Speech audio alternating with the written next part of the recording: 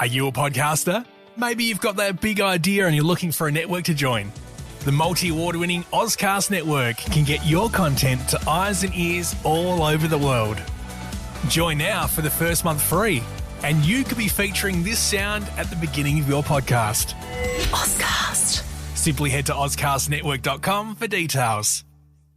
Did you know back in the 70s, the average person saw between 500 and 1,600 ads per day? That's when online marketing wasn't even a thing. So let's fast forward to today. The average person is now seeing between 6,000 and 10,000 ads every single day. Holy moly! Although there are really no official figures, and you must be glued to your smart devices for the majority of the day, wouldn't you think? So how exactly did we get there? Or how can you tap into this? That's why today's topic is the difference between inbound marketing and outbound marketing. I'm going to talk about the problems with outbound marketing and the key benefits of utilizing inbound marketing more for your business. Why? Because it's where I'm heading with my business. So I kind of wanted to share some of the things that I think would be helpful for you. Hey, it's Kari Watt, and thanks for joining me on Kari Cares Digital Strategy Podcast. This is episode number 46. Now, if it's the first time listening to Kari Cares, let me introduce myself. Hi, I'm Kari Watt, a digital strategist with nearly 2 decades of experience in marketing and communications. For the best digital and social media tips to rank higher on Google search, subscribe to Kari Cares Digital Strategy Podcast, that's this one, to make sure you never, ever miss out on these tips. And I'm thinking of changing it up again. Yes, I change my mind like the wind. And I want to do a monthly rant on things that really get my goat when it comes to digital marketing, social media, and to have a laugh with you. I'm inviting a friend on with me, and I'm trying to convince him tonight, so I may record that so you can hear our conversation. So there is a method to my madness. And on popular demand, I am creating a delicious SEO course just for you, because a lot of people have been inquiring about SEO. And it's not that I'm an SEO expert. I have to say I'm not. But what I have been doing and what I have learned is all the things that you shouldn't do for SEO. And because when I first started my business, I did a website and I thought, I'm going to get visitors. No, there's a lot of things that you've got to do for SEO to get those visitors. And I thought I hired someone that was doing the right thing for my business, and it wasn't. It actually went in reverse. So I've just started implementing on-page SEO for my website. And I did it for one page to test it, and already I'm ranking for that one word in my location. So other companies have been coming to me saying, hey, Kari, you seem to know about this stuff. What is it that you're doing? Can you give us some help? And I thought, well, sure, I can guide you. And I've done so many courses with Google. I should really be employed by them. Hey, Google, do you want to employ me? Oh, a girl can dream. I'm digressing. But basically, I'm starting to get SEO clients, and it's working for them. Like, I've been doing on-page and off-page SEO for them. And who would have thought a web designer, a UX web designer, would go down this path? I mean, I started copywriting. I was in comms and marketing for so many years, and I kind of know all the digital marketing stuff, but this is another level. But anyway, so on popular demand, I'm creating a delicious SEO course just for you, as I said before. If you want to know more and receive a juicy discount, because I will be giving a huge discount for my friends who sign up for the Digital Optimization newsletter. Now you can head on over to kariwatt.com and sign up for the Digital Optimization newsletter. You'll see a bar at the very top, or sort of at the top of the website, and one at the very, very bottom of the website in the footer section. Just sign up for that. It's just that simple. Also, feel free to reach out and ask me questions about today's podcast on social media, and you can do that by following me on Instagram or on Facebook, and it's at Kariwatt. It's just my name. So let's head on in and talk about inbound and outbound marketing. Now, if you haven't guessed already, you can thank the internet and new technologies for the huge increase on the ads that you see every single day. So as soon as new technology becomes available, marketeers like myself look at how we can share the advertising messages across platforms. So think about it, from 500 to 1,600 ads per day. That was back in the 70s when online marketing wasn't a thing, to today, and we're getting 6,000 to 10,000 ads every single day. That's 6,000 to 10,000 opportunities for you to share your messages. Now that's a lot of competition for your prospects' attention, right? It's enough to get business to business marketers like myself asking, how do I reach the people I need to talk to, and what could I ever say to get them to buy whatever it is that I'm selling, okay? So here are two distinct strategies that marketers like myself use to reach people that we need to. So inbound marketing and outbound or traditional marketing are two very different things. So let's talk about the differences between inbound and outbound marketing. Now, inbound marketing, it pulls readers in. It gets their interest. It solves their needs. It interacts with those readers. It can be helpful content, which is read or consumed or whatever you want to call it. And that audience become leads. So where do you see it? You see it on websites, blog, ebooks, opt-in emails, SERP, and social media. And outbound marketing pushes messages out to everyone. It's written to sell products or your services. It's usually a one-way communication, unfortunately. It disrupts whatever content is actually being read at the time or being consumed. And where do you see it? You see it on TV ads, billboards, pop-ups, internet ads, telemarketing, magazines, and even cold emails asking you if you'd like to collaborate with them, when realistically they're trying to sell you their products. And that topic will be one of my rants that I'll talk with my friend Wayno. Wayno, if you're listening, I've thrown you in the deep end. He hasn't said yes yet, but I'm trying. So to recap, inbound marketing, it pulls readers in, it solves their needs, it interacts with them, it's helpful content, where your audience eventually become leads. Doesn't have to be straight away. And it's where you see it on website, blogs, ebooks, opt-in emails, SERP, and social media. Whereas outbound marketing is written to sell your products. It's a one-way communication. It disrupts whatever content is being consumed at the time. And you'll see it on TV ads, billboards, pop-up, internet ads, telemarketing, and magazines. So what is outbound marketing in a nutshell? It's referred to in marketing terms, interruption or push marketing, and it uses tactics that usually gets a message to a large number of people or a group of people in an effort to make a sale. That's the predominant feature of it. Now, print, TV, radio advertising, cold calling, direct mail, mass emails, and other methods are aimed at large audiences of people, most of whom may not even be looking for your product or services. It's a one-way conversation that typically focuses on the product or the services and the reason why that person should buy it.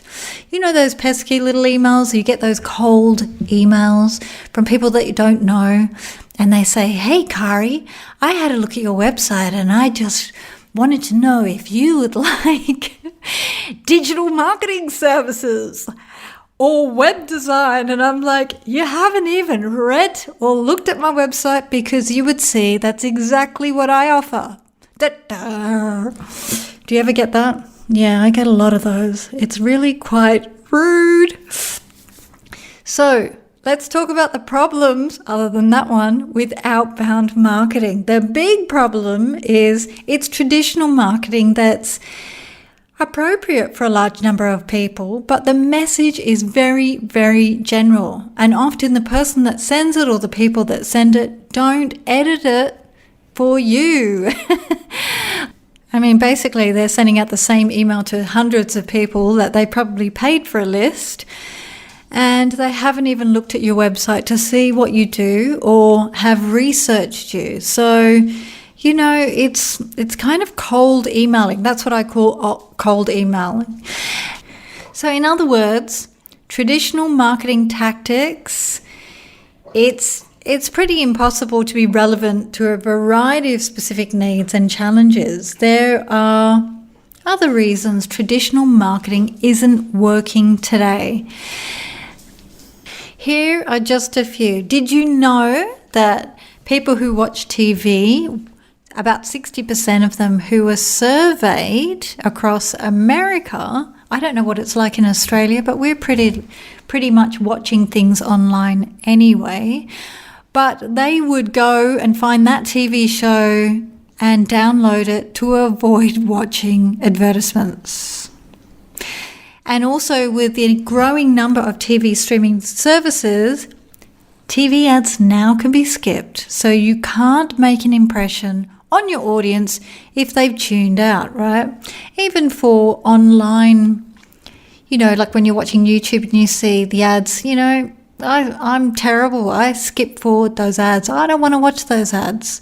It doesn't mean anything for me. It's terrible because I'm a marketeer. It's really wrong, really. Plus I work on TV and I do ads. I'm featured in ads. So that's quite funny. I don't even watch my own ads. I can't stand watching my own ads.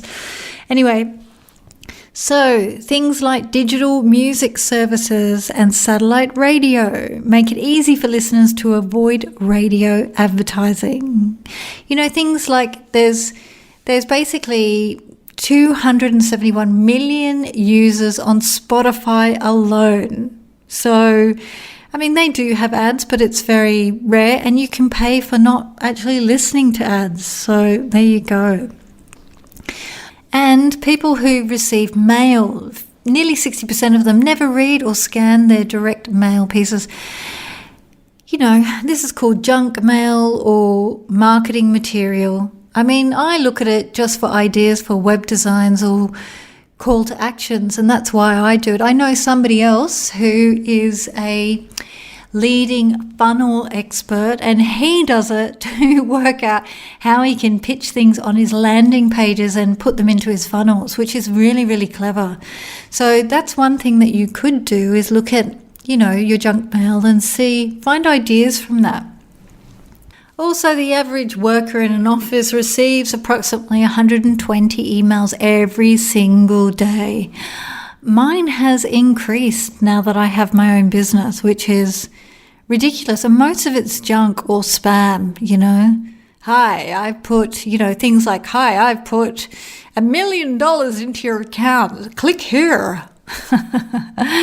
If only that were true. If you've got $1 million and you'd like to give it to me, I'll send you my bank account and off you go. I'm joking. No, am I? I know Tristan would like $1 million. What could I buy in food for Tristan?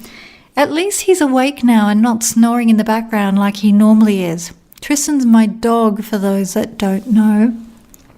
So there's an estimated loss of revenue due to ad blocking, which is around 2.12 billion US dollars.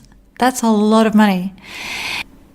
So this means pushing messages out isn't effective anymore because we have the option to avoid them. So marketers who are still using outbound tactics could be asking themselves, how do we reach buyers who are looking for our solutions?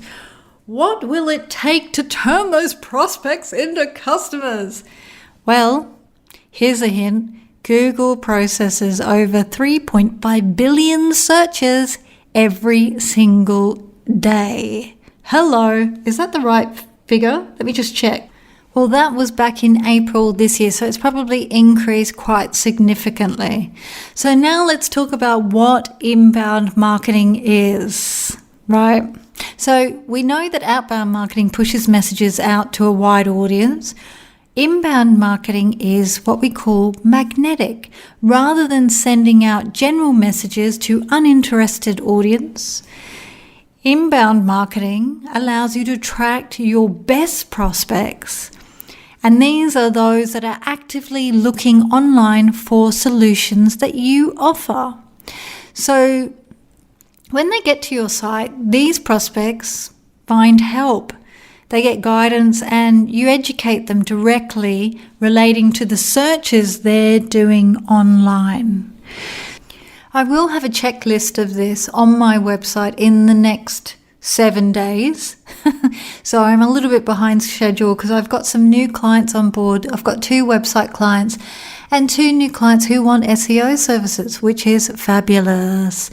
So I will have a checklist up on my website under the blog that says the differences between inbound and outbound marketing. So you can download that or head on over to currywatt.com and sign up for the digital optimization newsletter, and I will email that out to you when it is available. So the heart of inbound marketing, it's content such as a blog or video or a downloadable like I just talked about, or content offered on a website such as it could be a white paper, a guide, an ebook, a tip sheet, a checklist. There's so many things that you can think of that you can provide. When you use an inbound approach, you can develop content that aligns with specific points in a buyer's journey. Now, when I'm talking about a buyer's journey, it's what your customer wants. So think of it as a funnel, but it's not a funnel in a traditional sense. A funnel in a traditional sense, or a sales funnel, is just sort of one way. A buyer's journey takes different peaks and turns depending on where they are in their business or where they are in their career or what it is that they want to do. So with a sales funnel these days, you have to have different journeys that you take them on. So at the beginning of a buyer's journey, they're just getting familiar with the problem and looking for potential solutions, or they might just have a problem and they're not sure what the solution is. In the middle of the journey, they're comparing a small set of potential solutions. So they might be looking at your solutions compared to somebody else's, or they're not quite sure. And this is where you can, really step up and help them make that decision. At the end of the buying journey, they're doing their due diligence to finally make a decision. And then there's the actual customer experience where delighted customers can turn into prospects and be cheerleaders of your brand or, promote your business or your products. There are different types of content that will align really well with each of these stages. And by creating and offering them through your website or your blog or giving them advanced content, you're satisfying information needs that these prospects have in their journey. And since a journey is largely conducted online, I think there's about 60% or a bit more than 60% of business-to-business buyers who say that they make a purchase decision based solely on digital content, and they find relevant content when doing their online searches. I mean, I know when I'm making a decision, I do that. I search online. I mean, I'm a digital strategist, for goodness sake. Of course I'm going to look online. I'm going to have a look at your digital footprint. I'm going to have a look at your testimonials. I'm going to have a look at all sorts of things. And I'm going to see your digital presence, where you show up, and any negative feedback. That's just me doing my due diligence. I mean, the other day I got approached on social media, on Instagram. Would you like 10,000 followers? I can get that for you. And I looked at his profile and he had literally 40. And I thought, how the heck are you going to give me 10,000 followers? And what would I do with 10,000 followers anyway? I mean, I'm a small business owner. I'm a digital strategist. I suppose it would be good when I'm selling my SEO course. Haha, another plug. Can't help myself. But seriously, at the beginning, I don't want 10,000 followers. I just want you to be satisfied with the content I'm giving, or to help one person. That would help me.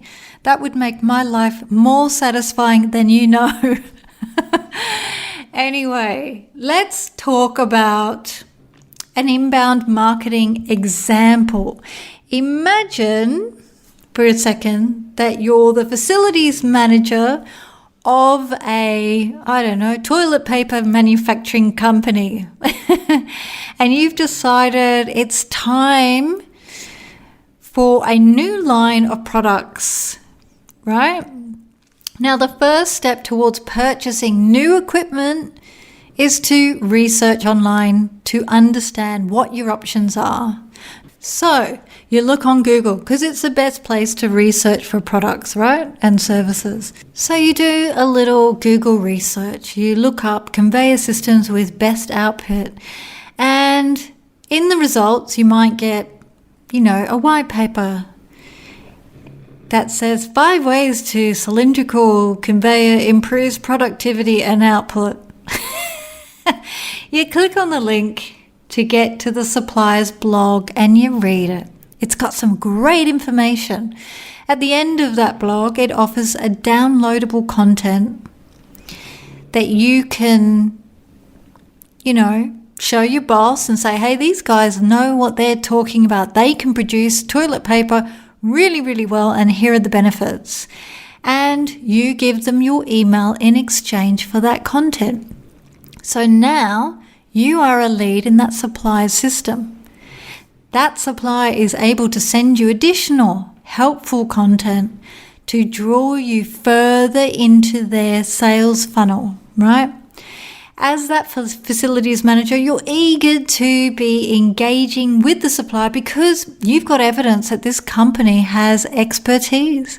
You also appreciate the useful information they provided you as you consider your options. So see how this works. While traditional marketing sends general messages to a wide and often uninterested audience, inbound marketing creates and offers content developed specifically for this target audience.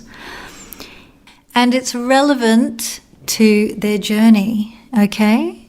So these people are also attracted to the content that you're sending them out because it's related to their challenges. And once they find it on a supplier site, they become engaged in a conversation with that supplier. Right. Well, I have to say, for me, it's worked a treat because I try not to send out too many emails. And if you really know me and you have signed up for the digital optimization email or any of my email lists, you'll know I don't send a lot of emails at all, which is probably naughty. I should at least send one a month to you guys. And in fact, I'll do that this week. I'll write one out to all my email list and to say hi and to touch base. That's a good thing for me to do. Well, I hope you've enjoyed this. So remember, inbound marketing is traditional marketing. Outbound marketing helps you at the beginning of a buyer's journey, in the middle when they're comparing, potential solutions, and at the end of their buying journey The buyer is doing their due diligence to make a final decision, and that's when you can nab the customer because they're delighted with your expertise and they become cheerleaders of your brand. So I hope this helped. Reach out with any questions you might have on social media. I'd love to hear from you, and please remember to give this a thumbs up and share it with a friend or colleague who could use a helping hand, and give this a review. I'd love for you to give this a review. I love reading the reviews. They're quite funny. Why? Because Kari cares about women helping women and men who could use a helping hand. Listen next time for a guide on a digital audit and why it's super important for your business to get one. Until next time, peace.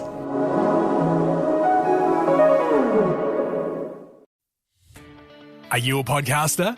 Maybe you've got that big idea and you're looking for a network to join. The multi-award-winning Ozcast network can get your content to eyes and ears all over the world. Join now for the first month free, and you could be featuring this sound at the beginning of your podcast. Ozcast. Simply head to ozcastnetwork.com for details.